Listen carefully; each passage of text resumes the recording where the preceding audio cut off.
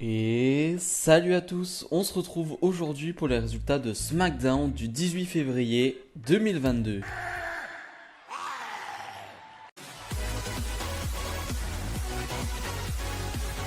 On ouvre le show avec une signature de contrat entre Sonya Deville, Charlotte Flair et Ronda Rousey et Naomi. Signature de contrat donc qui n'a pas grand intérêt, qui ne sert pas à grand chose, juste à officialiser le match qu'il était déjà.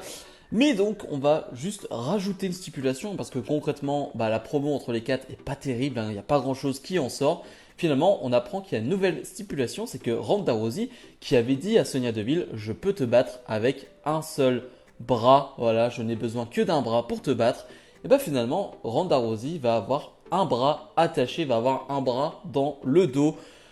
Ok, d'accord, alors ça va être particulier d'avoir ce match. Ronda Rousey va accepter, mais sans aucun souci. Elle va le dire, ouais, ok, je m'en fous, vraiment, je m'en fiche, je vais te battre quand même. Ça va être particulier, à voir comment ça va être fait, à voir la manière dont ça va être réalisé, parce que avec un bras dans le dos, ça peut être galère, il peut y avoir quand même quelques soucis, quelques botches, donc à voir. J'espère que ça va pas être trop galère, que ça va pas être trop compliqué, parce que ouais, c'est quand même compliqué. Finalement, le segment va se terminer avec une Charlotte Flair qui va voilà, prendre un coup de la table, Ronda Rousey qui va voilà, pas faire passer Charlotte Flair à travers la table, mais qui va la cogner contre la table.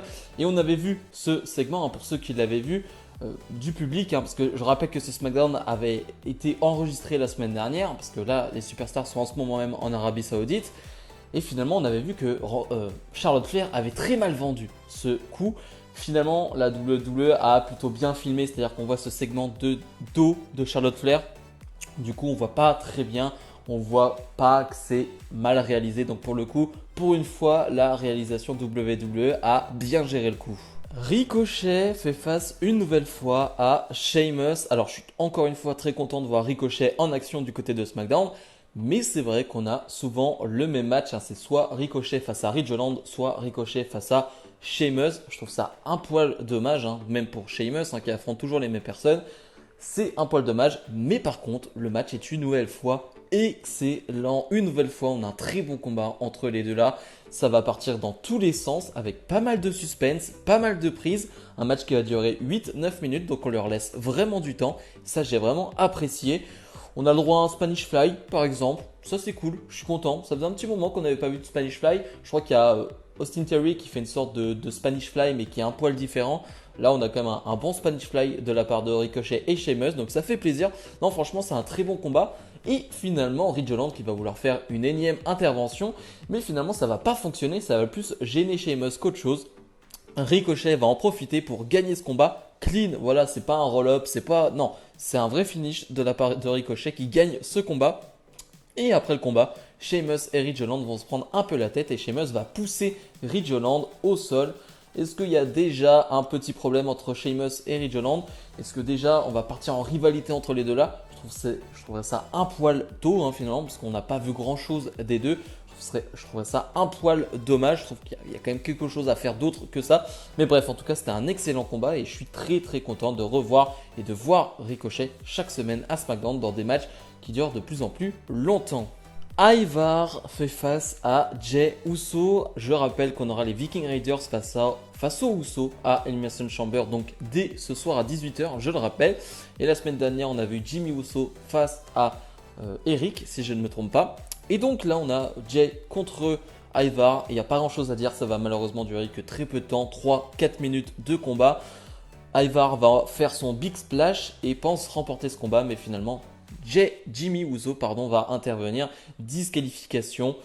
Et ça s'arrête là, c'est-à-dire qu'il n'y a pas vraiment d'attaque derrière, juste les Usos vont s'en aller et c'est tout. Donc vraiment 3-4 minutes pour pas grand-chose. Donc on a eu une victoire des Usos la semaine dernière, là on peut dire qu'on a une victoire des Raiders, même si c'est suite à une disqualification. Voilà, c'est pas terrible pour te hyper ce combat, il n'y a rien qui n'a été fait pour nous hyper de ce combat, donc je trouve ça un poil dommage, mais on est habitué avec cette division par équipe, donc je ne suis plus étonné.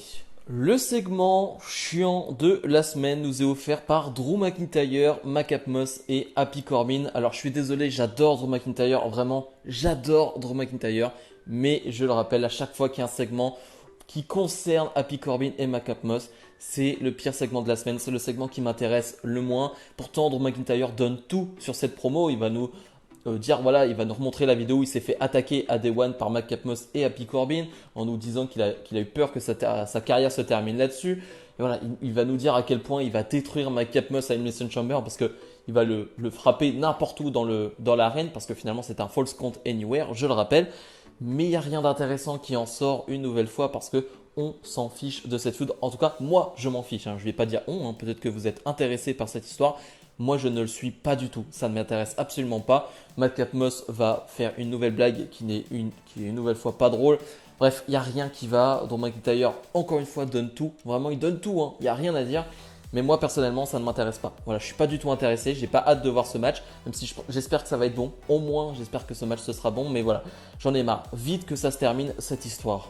Shinsuke Nakamura défend son titre intercontinental face à Sami Zayn, un match qui était prévu depuis des semaines maintenant. Sami Zayn qui était challenger numéro 1 au titre de Nakamura depuis presque des mois, j'ai envie de dire ça fait un mois et demi, quelque chose comme ça. Donc il était temps qu'il ait son match. Et on a un combat d'une dizaine de minutes qui est vraiment bon. Je suis très content qu'on ait eu ce combat à SmackDown. Bon, il aurait pu avoir lieu en pay-per-view très clairement, mais je pense que la hype n'aurait pas été assez grande. À SmackDown, c'était bien. J'aime bien quand les titres un peu mineurs sont défendus lors de shows hebdomadaires. Et là, je trouve que ça fait bien le boulot. On a un vrai combat, un vrai bon combat. J'ai quelques petits problèmes avec la fin et la construction du match. C'est-à-dire que toute la fin va être sur le fait que Nakamura est blessé au genou. Et finalement, on te le montre pas assez souvent dans ce combat que Nakamura est blessé au genou. Alors, je ne sais pas si c'est un problème c'est de la faute de Nakamura, de Zayn, de la production, je n'en sais rien, mais je trouve que Nakamura ne vend pas assez bien le genou tout le combat, ou Zayn n'attaque pas assez le genou sur tout le combat. Je trouve que c'est vraiment le gros problème de ce combat. J'ai un problème là-dessus parce que finalement la finalité c'est Zayn qui va s'en reprendre une nouvelle fois au genou de Zayn. Pour moi c'est seulement la deuxième fois. Et donc Nakamura qui se fait surprendre après quelques coups dans le genou. Donc 1, 2, 3, victoire de Zayn sans finish, sans rien. Nouveau champion intercontinental, je suis content pour Zayn, content qu'il soit champion, ça c'est cool. Il va vraiment faire quelque chose avec ce titre intercontinental s'il est mis en avant, bien évidemment, parce que Nakamura aurait pu en faire quelque chose. Malheureusement, on n'a rien fait avec lui et puis il a été blessé, donc ça a été compliqué. Mais voilà, cette construction de match m'a vraiment déçu, m'a vraiment étonné et ouais, j'ai pas vraiment apprécié. Maintenant, j'espère que Zayn fera un bon champion et j'ai pas trop de doute là-dessus. Et le segment Main Event, Roman Reigns, le champion Universal, est sur le ring accompagné évidemment de Paul Heyman. Paul Heyman qui va faire encore une fois une bonne promo. C'est toujours aussi cool d'entendre Paul Heyman qui va nous dire, je sais pas si dans votre vie vous avez eu la chance de côtoyer des légendes, voilà, d'être à côté de méga stars comme Tom Brady, comme Michael Jordan. C'est spirituellement orgasmique. Il va vraiment dire cette phrase, j'ai adoré ça. Voilà, c'est quelque chose d'assez fou d'être à côté d'une légende comme ça. Moi j'ai cette chance parce que je suis aux côtés de Roman Reigns. Voilà, j'ai trouvé ça vraiment simple mais tellement cool. Et finalement, Goldberg, le bon vieux Bill, va arriver. Et j'ai apprécié, même si une nouvelle fois, je vais le rappeler, je ne suis pas fan de Goldberg, du fait qu'il arrive, voilà, de temps en temps dans l'année pour prendre un spot. Ça me dérange. Mais c'est plutôt bien fait. Goldberg qui va arriver, qui va, de base, il va prendre un micro, mais il va finalement le poser au sol. Et finalement, il va prendre le micro de Roman Reigns pour vraiment se mettre face à lui et lui dire « Je me suis un peu trompé. Voilà, j'ai dit que tu allais être ma prochaine victime. Je t'ai dit « You're next ». Mais en fait, non. Ce qui est next pour moi, c'est le titre de champion Universal. Le show se termine là-dessus. Pas de physicalité. C'est pas plus mal. J'avoue que de temps en temps, j'aime bien avoir un peu de physicalité entre deux gros bonhommes comme ça, entre deux gros mastodontes. Là, il n'y en a pas, mais c'est vrai qu'on en a déjà eu entre Goldberg et Roman Reigns. Je trouve, voilà, c'était pas utile d'en avoir là maintenant, donc j'ai trouvé ça bien amené. Il y a de la tension, c'est plutôt bien réalisé, donc j'avoue que j'ai apprécié ce segment. Bilan de ce SmackDown. J'ai apprécié, j'ai vraiment passé un bon moment et pourtant c'était un show enregistré qui avait beaucoup de vidéos récapitulatives, donc des matchs qui aura lieu aujourd'hui, je le rappelle, à 18h lors de Elimination Chamber. Et je trouve que ouais, franchement pour un show qui a été enregistré, c'était pas mal, on a eu des beaux combats. Comme d'habitude, il y a des feuds qui ne m'intéressent pas, mais ça c'est personnel, il y a des feuds qui vraiment que je trouve vraiment pas du tout intéressante. Mais je trouve que dans l'ensemble, on a eu un bon show. Un peu dommage qu'on n'ait pas eu de match féminin. Voilà, bizarre. On n'a pas de match féminin, on n'a pas d'Alia, on n'a pas de. Non, on n'a personne. On a eu juste le segment féminin de la soirée, mais qui était plutôt court et pas très intéressant pour le coup. Donc un poil dommage. Mais dans l'ensemble, j'ai passé un bon moment. Je donnerai un bon 6,5-7 sur 10 parce que dans l'ensemble, c'était un bon show. Bref, comme d'habitude, n'hésitez pas à mettre le petit pouce bleu, à vous abonner et n'oubliez pas, une nouvelle fois, Elimination Chamber, c'est aujourd'hui, donc à 18h. Et nous, on se retrouve dès demain donc pour ma review de Elimination Chamber 2022. Salut, salut!